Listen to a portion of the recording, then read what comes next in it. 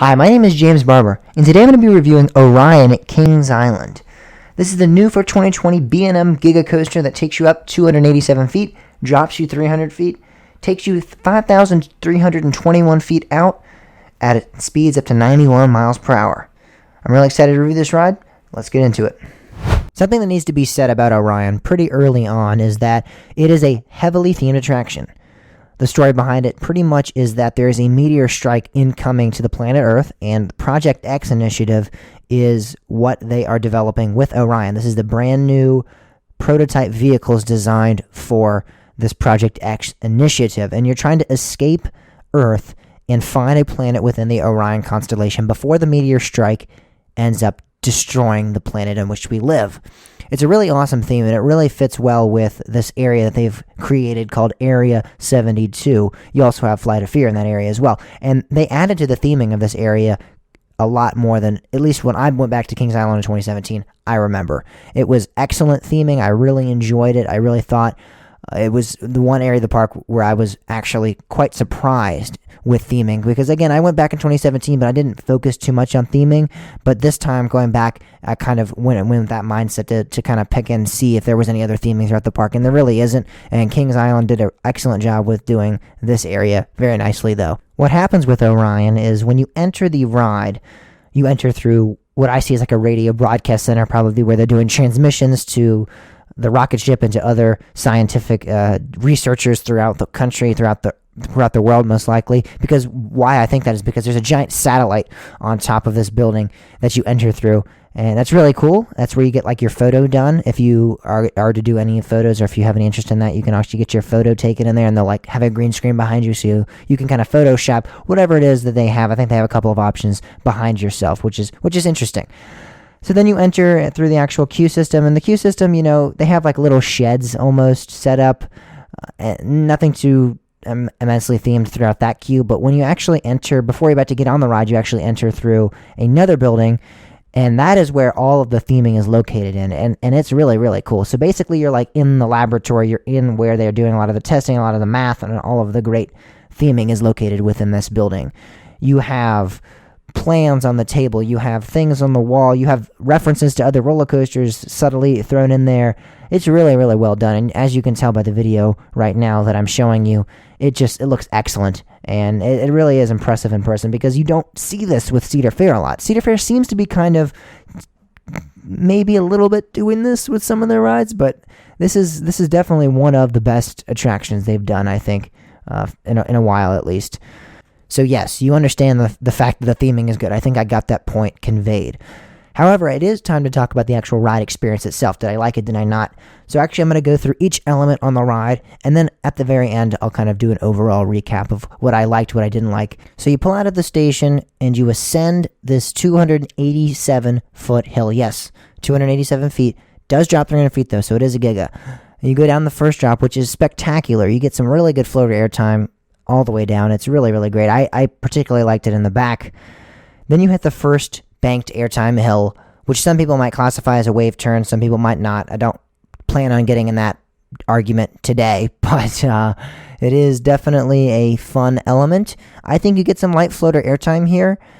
I think it's a fun element. I think it's cool because it's so unique for B&M. I know they've done a couple of other similar elements, but really we haven't seen anyone of this size or of this nature from B&M, so that is really a unique element for the company. So you dive down and you get some more positives, and then you head up into the turnaround element of the ride, and this element is about 202 feet tall, and I do think you get some good airtime kind of going through this element, actually. No, it's not going to blow your mind or anything, but it's a fun little turnaround. It's definitely not a bad one whatsoever. Then you go through a speed hill, which is full of great airtime, strong, even borderline ejector airtime. I would still call it somewhat flowjector, though, when talking about, how B&Ms are in their nature. Then you have the next hill, and that's definitely a good one as well. The trims don't really hit that hard, at least when I rode in my experience, but most of the time it wasn't bad at all. The helix, or what some people will call Orion's belt, is pretty great. It pulls some strong positive Gs, and it's a good little helix. It reminds me of somewhat nitros at Six Flags Great Adventures, which is really the only part of nitro that I actually quite enjoy is that helix. After completing the helix, you kind of have a little bit of a head chopper here. You go underneath Orion's first initial drop, then you hit another airtime hill, and then you hit the final brakes. So overall, what do I think of Orion? I think it's a fantastic ride. I really do. I think a lot of people are really giving it quite a bit of hate. I think it's the best ride at Kings Island, which I know is a bold claim, especially with Mystic Timbers there. I love Mystic Timbers too. Don't get me wrong. It has nothing to do with me disliking the ride. I just felt that Orion was a stronger ride. I really think it's getting a lot of hate, and it's uncalled for. I think that people are just, I don't know. A lot of it, I think, might be that Kings Island fanboys are just disappointed they didn't get the biggest, the baddest, the greatest roller coaster of all time, and so they're just kind of throwing their hands up and going, all right, well, it's not that good anyway, so, we're going to get something later and it'll be better or whatever. I don't know what they're doing because I think it's an excellent ride, so I don't know what exactly the mentality is with all the bashing of this ride, but it doesn't deserve it. So anybody that is on the edge about, oh, should I make a trip to Kings Island? Should I not? I would highly recommend it, not only for the great park, but Orion kicks butt. It's really good. The final score that I would give Orion out of 10 is a 9 out of 10. I don't think it's a full 10 out of 10. I don't think it's, in that category of being elite, being fantastic, and there's definitely some cons there. It's rather short. There's not too much elements going on here. Again, that was one of the major complaints with it in the first place, and I don't feel like some of the airtime that could have been there is there. Again, with that wave turn at the beginning of the ride, or what some people might consider wave turn, what some people might just consider a banked airtime hill, I don't feel like there was as strong of airtime as I was expecting. It's still light floater, but there isn't really the full package like I was hoping for. I think that speed hill is like the only true moment of glorious airtime, but other than that, the whole ride just kind of doesn't do it for me, but it does have a lot of good speeds, and that's why I gave it a 9 out of 10. I think it has some great speed. I think the helix is intense. I think that there are some okay pops of floater here and there, that one ejector airtime hill, or ejector for B&M as it goes. And I think the ride's theming is phenomenal. So overall, again, a 9 out of 10 for Orion. I really like the ride.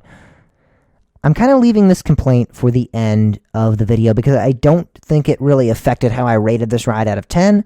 And I don't think that it's really a valid complaint because I'm sure it varies based on what's going on, who's working, all of that. While I was there, though, the line for Orion was about an hour and a half.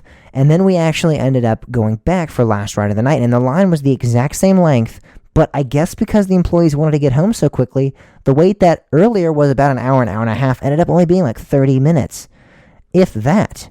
And that was very disappointing to see because it showed me that they could really push operations on this thing and have an excellent ride time for this attraction, like getting trains in and out really quickly, but it seems like they only kind of do that when they have an incentive and they want to go home, kind of. So I don't know if that's a valid complaint because, again, it could vary on who's working. It could be completely, one-time thing that just occurred while I was there.